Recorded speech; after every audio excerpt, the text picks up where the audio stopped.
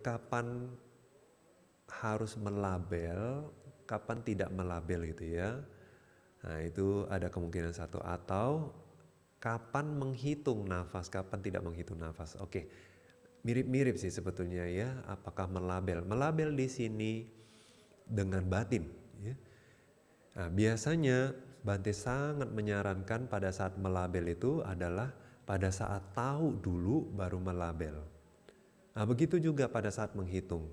Tahu dulu nafas sedang masuk atau keluar, baru hitung sebagai 1, 2 gitu ya.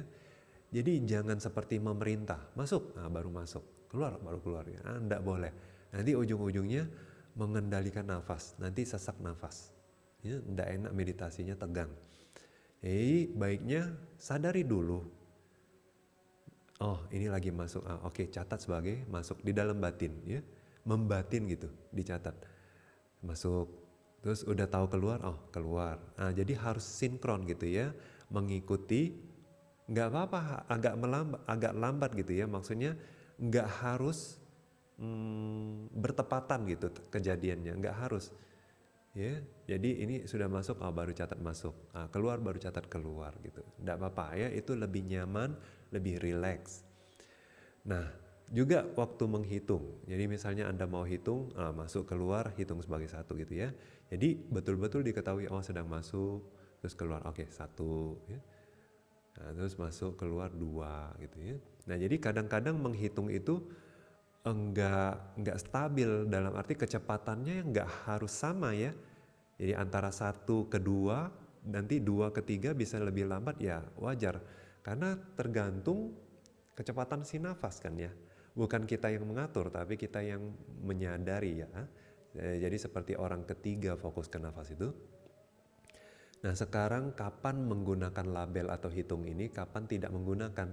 Jadi kalau untuk beberapa guru meditasi bahkan menyarankan catat terus sampai jana 1 katanya. Nah ada baiknya juga itu ya, ada manfaatnya. Manfaatnya apa? Supaya tidak bengong. Kalau sati kita masih belum kuat, kadang-kadang kita kira kita tahu nafas, tapi enggak betul-betul tahu nafas.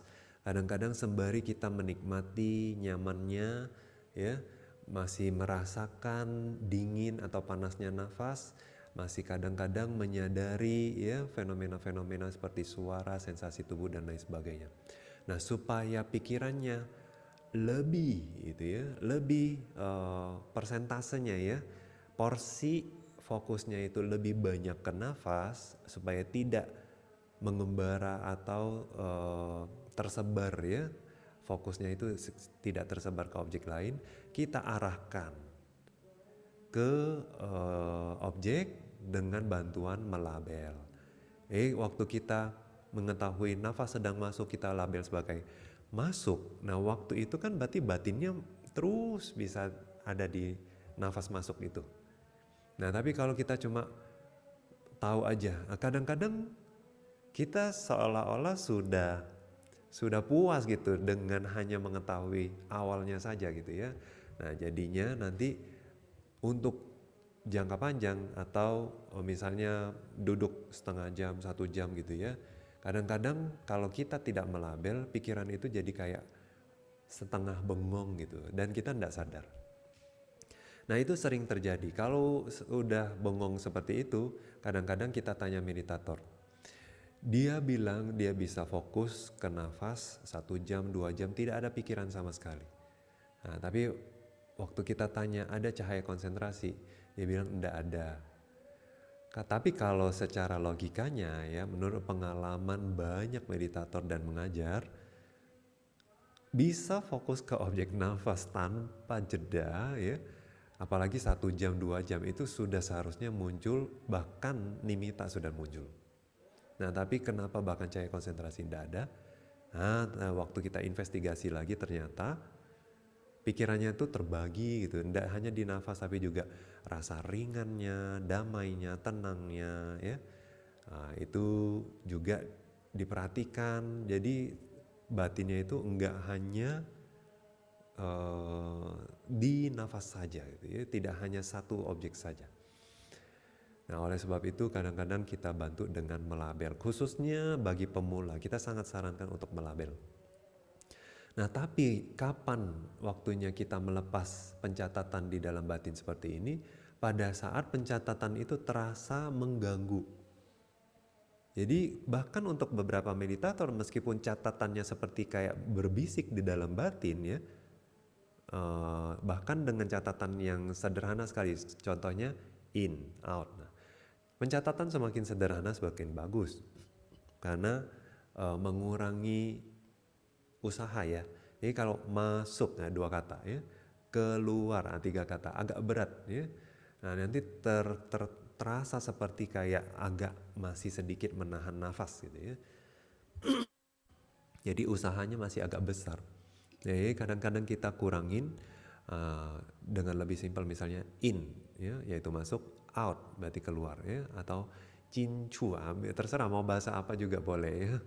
Jadi semakin simpel semakin bagus, semakin cepat berarti usahanya semakin ringan. Nah tapi kadang bahkan sampai tahap tertentu, khususnya mungkin misalnya udah tenang dan nafas sudah semakin halus, bahkan pencatatan seperti berbisik di dalam batin itu pun agak mengganggu. Nah pada saat itu coba lepas ya.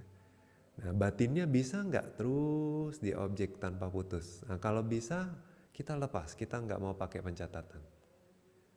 Nah juga misalnya kadang-kadang meskipun dengan catat, kadang-kadang orang itu jadi agak sedikit mengendalikan nafas ya.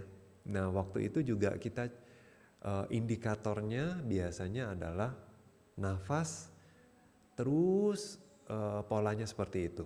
Tidak dari kasar ke halus, halus juga ke kasar juga enggak ya. Kasar ya kasar terus ya. Terus panjang ya panjangnya konstan seperti itu. Nah biasanya pola nafas yang seperti itu juga indikator bahwa kita mungkin masih mengendalikan nafas.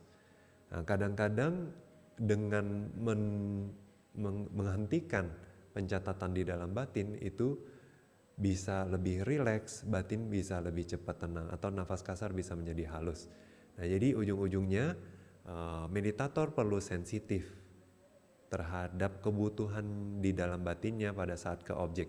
Jadi selalu yang diperhatikan adalah hubungan batin ke objek, hubungan batin ke objek. Ya, kalau butuh pakai pencatatannya, kalau nggak butuh dilepas.